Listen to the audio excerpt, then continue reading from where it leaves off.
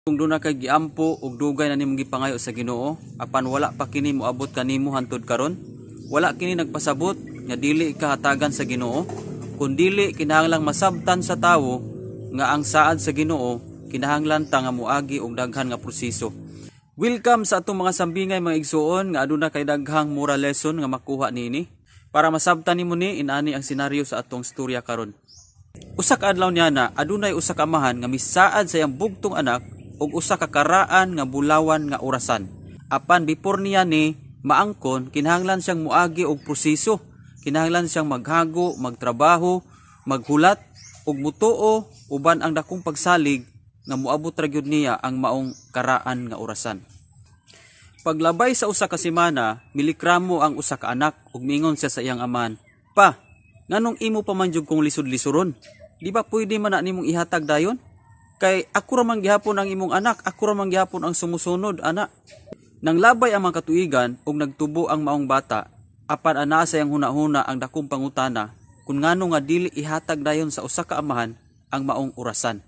So sa matag panahon nga muduol sa siyang amahan para mulikramo, apan ang tubag sa amahan permanenteng miingon, "Nak, kinahanglan gyud kang moagi og proseso." Sa tantong pinaabot sa usa ka anak sa maong orasan, nakatunan niya nga na-develop ang iyahang paghulat. Ug busa wala na lang siya magtagad sa maong orasan.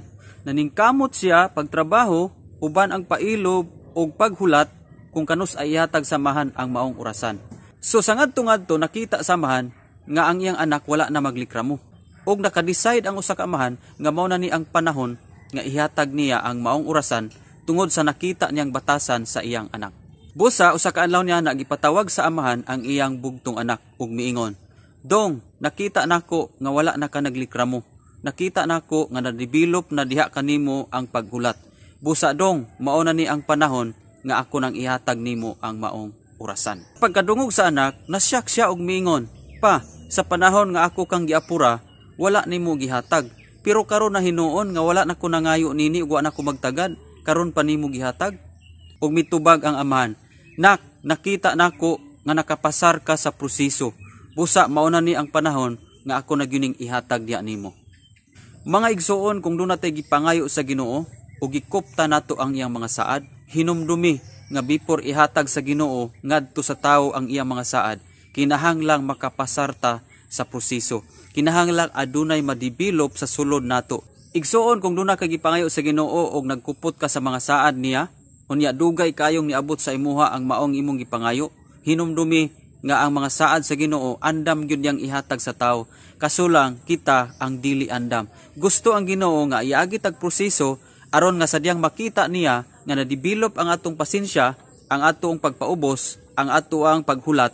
Kung makita sa Ginoo nga nigro na sa atong kinabuhi, diha-diha iya na nang ihatag sa tuwa. Matud pa sa Jeremiah 33 verse 3, "Call unto me and I will answer you until you great and unsearchable things you do not know." O sa Bisaya pa, "Sampita ako ninyo ug tubagon ko gayud kamo, ug ipakita ko ang kahibulungang mga butang nga sukad masukad wala ninyo masayri." Di ba? Doon na po giyon sa Matthew City, versikulo 7 abot sa 9 nga siya, "Pangayo kamo aron paghatagan, pangita kamo aron makakaplag ug panukto kamo aron ablihan ang pultahan alang kaninyo." Yes, kana nga maong mga verses, mga saad na sa Ginoo nga pwede nga kuptan sa tao. Pero hinumdumi nga ang mga saad sa Ginoo kinahanglan ta nga moagi og daghan nga proseso. Dunay pag-ampo nato nga dili diha-diha ihatag niya. Kinahanglan usa nga moagi tag proseso before niya ipaabot sa tao. Usahay sa atong mga gipangayo sa Ginoo na nagdali ra gyud ta. Muna nga tungod sa atong pagdali na diskurahi ta tungod kay dugay mang niabot sa atong kinabuhi. Usahay sa atong gipangayo sa Ginoo na diskurahi ta kay wa pa naabot nato karon dugay na natong gipangayo tungod na kay wa nato kasabti ang proseso. Pero kung masabtan gyud nato ang proseso ug pamaagi sa Ginoo, dili ka madiskurahi sa imong giampo kung kanus ana moabot nimo. Kay nganuman ang gusto sa Ginoo ma-develop ang paghulat, ang pailob para gyud takos ta nga mudawat sa maong gipangayo nato. Sa atong pagpaabot sa atong gipangayo sa Ginoo, dapat dili ta may sama sa usa ka bata sa maong istorya nga siging apura sa iyang papa. Tanawa sa sige niyang dali og apura, wa gyud ihatag sa amahan ang maong bulawan nga orasan. Mao punay may tabo sa atong kinabuhi mga igsuon. sa panahon nga magdali ta sa atong gipangayo, sa panahon nga murag mag-apurata sa Ginoo sa atong gipangayo, diha hinong panahon na nga dili pud ta hatagan sa Ginoo. Pero tanawa ang usa ka bata sa unahan sa iyang kinabuhi, sadyang nakakat-on na ang usa ka anak, sadyang na-develop na diha kaniya ang pailob, paghulat ug pagpaubos. Tanawa, wala na siya nangayo sa iyang papa, pero diha na nun gihatag sa amahan ang bulawan nga orasan. Mao po na may tabo sa ato maigsuon, sa panahon nga ma-develop ang atong pasensya, ang atong paghulat ug ato ang pagpaubos, diha na ihatag sa Ginoo ang atong mga gipangayo. Kay nganuman, pasabot niya na nakapasar ta sa proseso. Ang gusto manggod sa Ginoo igsuon nga ma-develop gyud ang karakter nato before ihatag ang maong gipangayo nato. Gusto sa Ginoo nga ang atong karakter maoy unang ma-develop dinhi sa atong kinabuhi. Kay nganuman, basin inig abot dayon sa maong gipangayo nato, ang atong karakter wala na develop, basin unya og maanad ta sa pagdali. Munang gusto sa Ginoo iagi sa gyud dugay nga proseso, dugay nga panahon nga maabot nato ang maong gipangayo kay para makakat-on ta sa paghulat. Ang paghulat worth it gyud kung muhulat gyud ta sa pamaagi sa Ginoo. Kalabanan sa magdali, resulta hinon sa dili mayong kinabuhi. Munang igsuon, kung duna karoy gipangayo sa Ginoo, unya dugay nang naabot diha nimo. Gidevelop sa Ginoo ang imong paghulat, ang imong pasensya o ang imong pagpaubos. Sa moment gani nga makita sa Ginoo nga kasaligan ka na, o makita sa Ginoo nga develop na ang karakter sa atua, diha ihatag na gyud niya sa atua. Igsuon katuni nga mas unang ma-develop ang atong kinaiya. Mga igsuon, dapat makatuna nato nga gusto sa Ginoo nga kita ang una niyang developon before niya ihatag ang iya mga saad sa atua. Kung masayop ta niana, magdali ta sa atong gipangayo, mapakyas ta, moabot hinoon sa point nga kita madiskurahi. Kuaig base ang usa ka bata nga sige sang likramo, sige sang bagulbol, kung nganong lisod-lisuron sa siyang amahan, nganong dili dayon ihatag sa amahan ang iyang gisaan nga bulawan nga orasan. Diba? Wala hinuon siya makaangkon, kay nganuman sige man sag likramo ug sige siyang bagulbol. Mao punay may tabo sa atong kinabuhi.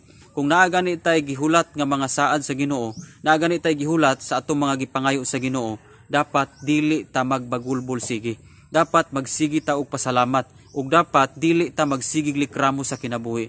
Kay ang pagsigig bagulbol ug pagsigig likramo sa kinabuhi mao na say makabalabag sa mga saad og sa mga gipangayo nato sa Ginoo nga dili dayon moabot sa atong kinabuhi.